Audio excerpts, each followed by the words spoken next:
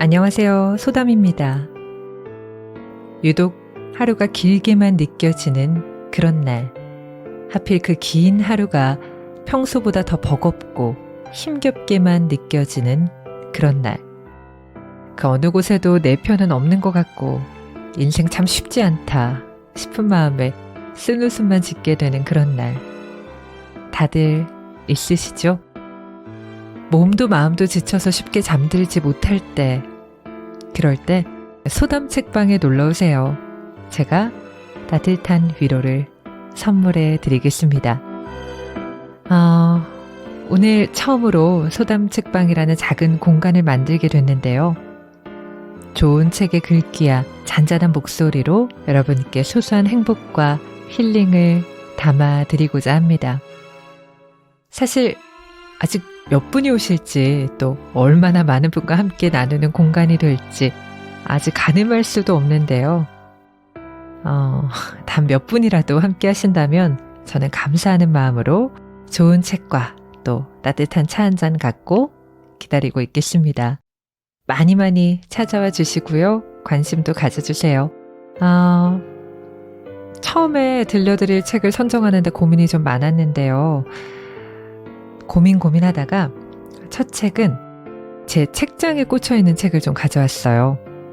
강세영 작가님의 나는 아직 어른이 되려면 멀었다. 강세영 작가님은 원래 라디오 작가신데요. 그래서 그런지 책을 읽는 내내 우리가 라디오 들을 때 이 라디오 오프닝에서 공감을 좀 많이 하잖아요. 그것처럼 라디오 듣는 듯 굉장히 쉽게 읽히는데 그 문장 하나하나가 참 많이 공감되고 또 배시시 웃음 짓게 하는 그런 책입니다. 사실 저는 이 책을 제 커리어를 위해서 굉장히 바쁘게 일할 때 일하던 그 시기에 읽었어요. 일은 많고 또 시간은 없고 그런데 왠지 내가 노력하는 만큼의 성과는 안 나오는 것 같고 그래서 하나하나 다 지쳐갈 때 일도 사랑도 쉽지 않을 때 그때 좀 마음의 휴식을 얻고자 읽은 책이었는데요. 참 많은 위로를 받았던 것 같고 10년 전이었던 것 같은데 아직도 제 책꽂이에 잘 꽂혀 있는 그런 책입니다. 사실 이 책이 어떤 지친 마음에 이정표를 제시해주지는 않아요. 근데 위안이 돼요. 담담하게 그 써내려간 글귀에서 이 사람 나랑 좀 닮았네? 나도 그런 적 있는데. 그러면서 괜시리 이렇게 웃게 만드는 그런 책이었어요. 청춘의 일과 사랑, 우정, 인생 전반에 걸쳐서 느낄 수 있는 모든 감정과 또 다양한 경험들을 풀어내 놓는데요. 근데 그 청춘이 뭔가 특출나고 잘난 청춘이 아닌 거예요. 지극히 평범한, 꼭 나와 닮은. 그래서 위로를 받고 또 위안을 받는 것 같아요. 마치 내 옆에 누군가는 굉장히 반짝반짝 빛나는데 나는 좀 느리고 평범한 것 같고 왠지 모르게 작게만 느껴질 때 있잖아요. 그럴 때 이 책이 아니야, 너 안 그래. 이렇게 말해주진 않아요. 그런데 내 얘기 좀 들려줄까? 하면서 담담히 자기 얘기를 하나하나 풀어내 놓는 거예요. 그런데 그 얘기를 듣다 보면 너도 그래? 나만 그런 거 아니구나. 사실은 우리 다 그렇구나. 라고 깨닫게 만드는 듯한?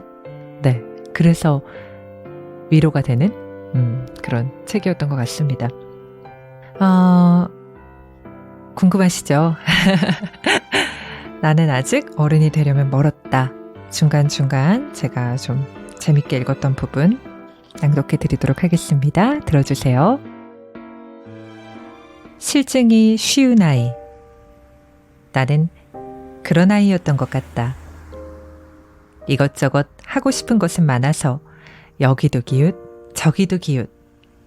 피아노, 기타, 태권도, 미술, 영어, 일어. 이것저것 많이 시작은 해봤던 것 같은데 처음엔 뭐든 무척 열심히 파고들었던 것도 같은데 금세 시들시들 실증을 느끼곤 손을 놔버리곤 했던 나.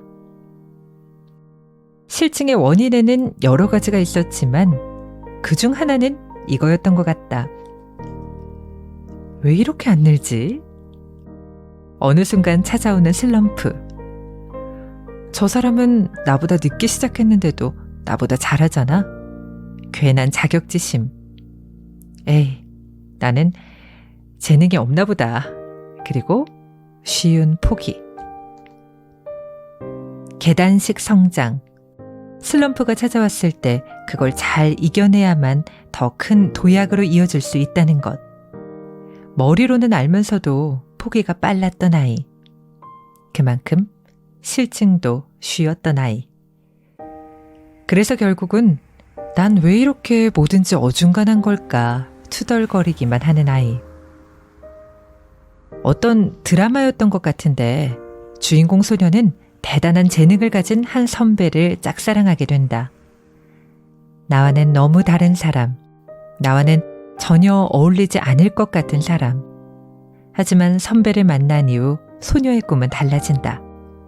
죽을 만큼 노력해서라도 선배에게 어울리는 사람이 되고 싶어요. 그만큼이나 그 사람을 좋아했던 거다. 그만큼이나 그 사람과 함께 하고 싶었던 거다. 그 소녀를 보면서 이런 생각을 했던 것 같다. 내가 실증이 쉽고 포기가 쉬웠던 이유는 그만큼 간절하지 않았기 때문이 아닐까. 나는 어쩌면 지금까지 단 한 번도 죽을 만큼 노력해서라도 갖고야 말겠다는 간절함을 품어본 적도 표현해 본 적도 없는 거 아닐까.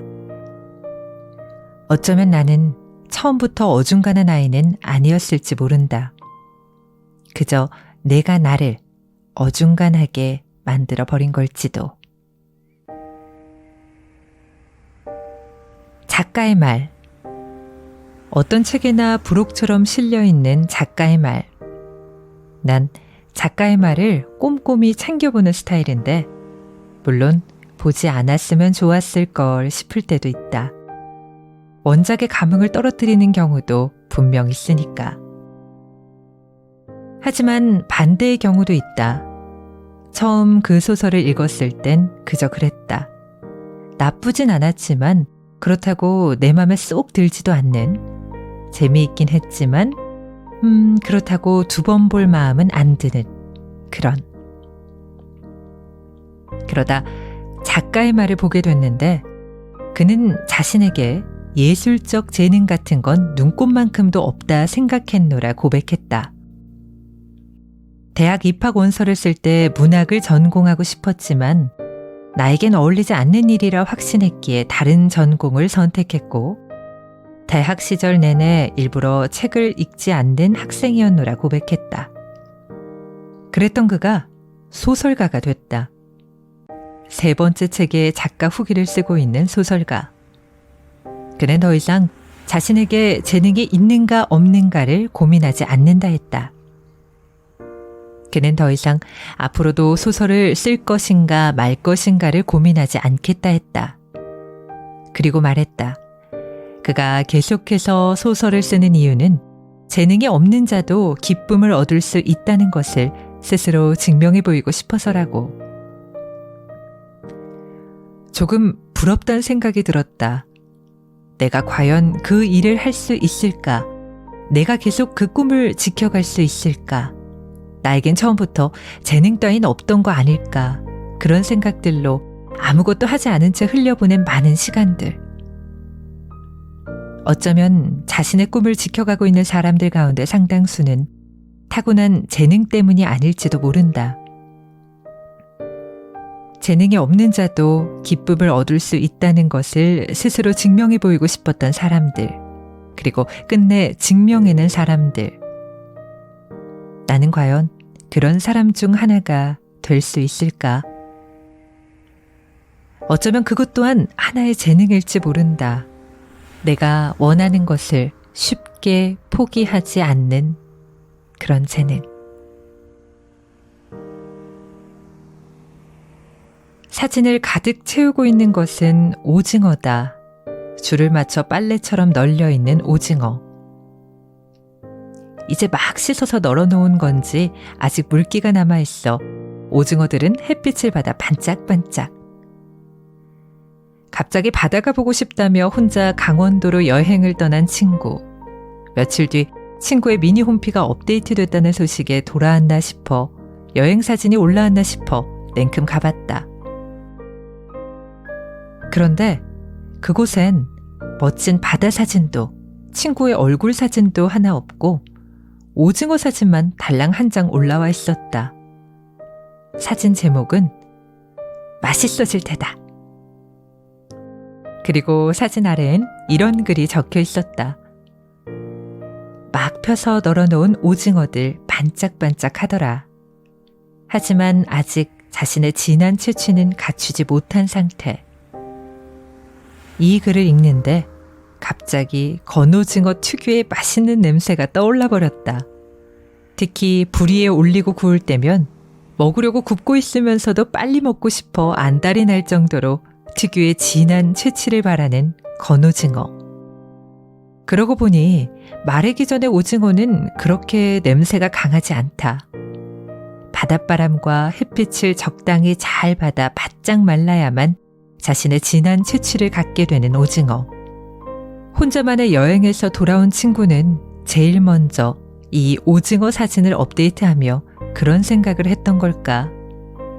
지금 자신 또한 자신만의 진한 채취를 갖기 위해 바닷바람과 햇빛의 공격을 견뎌내고 있다는, 아니, 견뎌내야만 한다는 그런 생각을.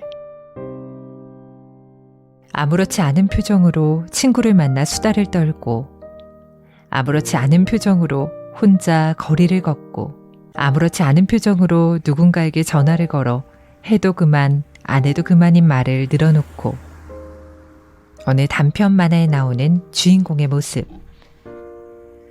벌써 몇 해 전에 봤는지도 까마득한, 지루하다면 지루하다고도 할 수 있는 만화인데, 지금도 내가 그 만화를, 그 만화 속 주인공의 표정을 선명하게 기억하고 있는 이유는 주인공의 마지막 대사 때문이다. 전화는 오지 않는다. 시간은 조금씩 가르쳐준다. 전화는 오지 않는다. 애써 아무렇지 않은 표정으로 무덤덤한 하루를 보내는 주인공은 기다리고 있었던 거다. 누군가의 전화를.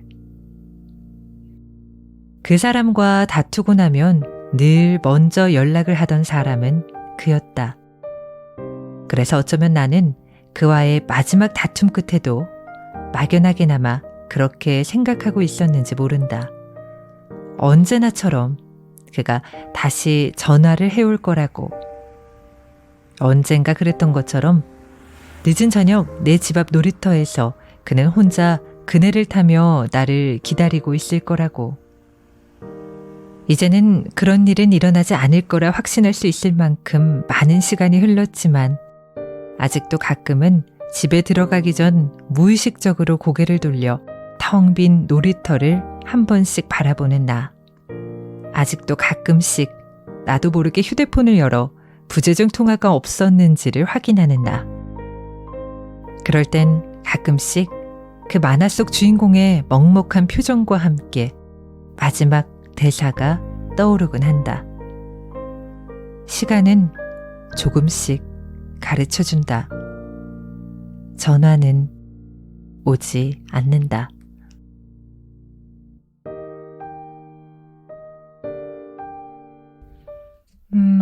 여러분 어떠셨나요? 마치 라디오의 오프닝 멘트를 쭉 모아서 듣는 그런 느낌이었을 것 같아요. 실제로 이 책은 작가님이 쓰셨던 라디오 원고들을 책으로 엮어내신 거라고 해요. 그래서 그런지 참 글이 쉽게 읽혔던 것 같아요. 그리고 그 쉽게 읽히는 글들 속에서 분명한 건 여기 있는 저와 여러분 모두에게 어떤 소소한 힐링을 선물해 주지 않았나 라는 생각을 하게 됩니다. 제가 10분 정도 낭독을 한 것 같은데요. 더 좋은 내용들이 정말 많아요. 그래서 마음 같아서는 쭉 다 읽어드리고 싶은데 출판사와 얘기가 된 게 10분 정도의 낭독이라서 여기서 좀 마무리를 하려고 합니다. 더 좋은 내용들이 많으니까요. 시간 될 때 한번 꼭 읽어보셔도 좋을 것 같습니다. 오늘 소담 책방 여기까지고요. 저는 다음 시간에 또 좋은 책 갖고 돌아올게요. 행복한 밤 되세요. 고맙습니다.